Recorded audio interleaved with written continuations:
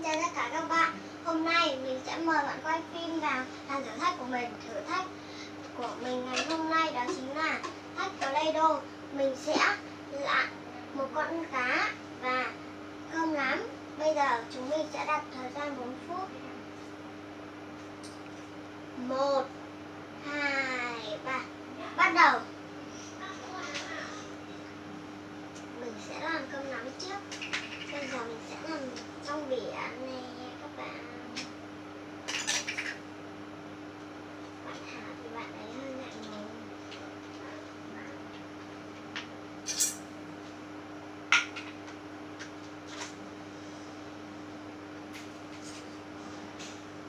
Ngoài ra chúng mình còn kèm thêm một cái mảnh ghép này để chúng mình làm trong biển này các bạn.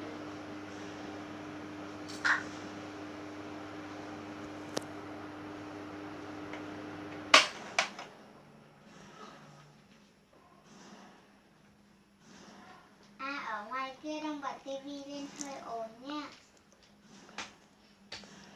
Không biết mấy phút rồi nhỉ?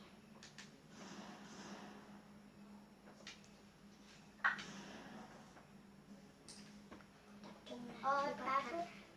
3 phút đã trôi qua. À nhặt, 1 phút đã trôi qua. Giờ 2 phút trôi qua rồi. Còn 2 phút nữa thôi cuốn này.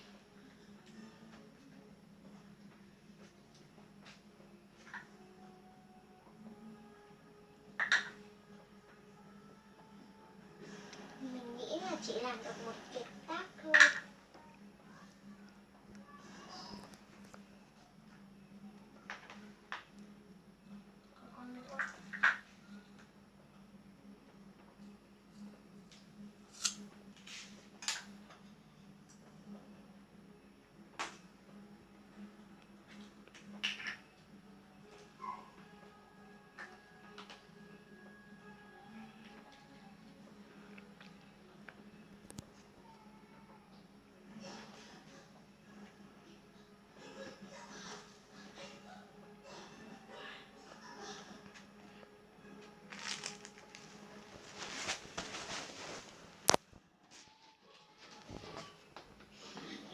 Trời đất, mình mới làm được thế này thôi. Cảm ơn nhé. Cảm ơn cậu.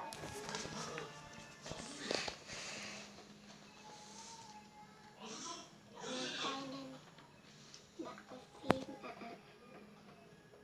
Sắp hết thời gian rồi thôi. Còn 1 phút nữa thôi. Chết rồi. Giờ mình sẽ làm bánh cá nhé. Mình cũng vậy.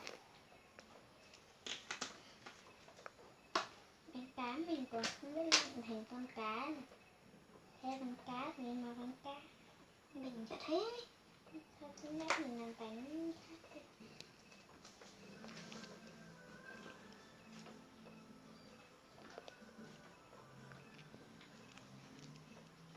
Ý tưởng hay đấy. Chắc là chỉ còn mấy giây nữa thôi. Còn 51 giây nữa bạn ơi. Một nỗi niềm. Bạn này đang hát. Thử hát giọng thật giọng.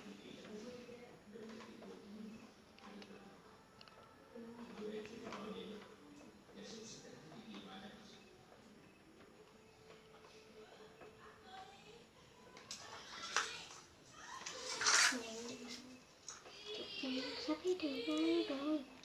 Mà bữa sắp còn xong rồi.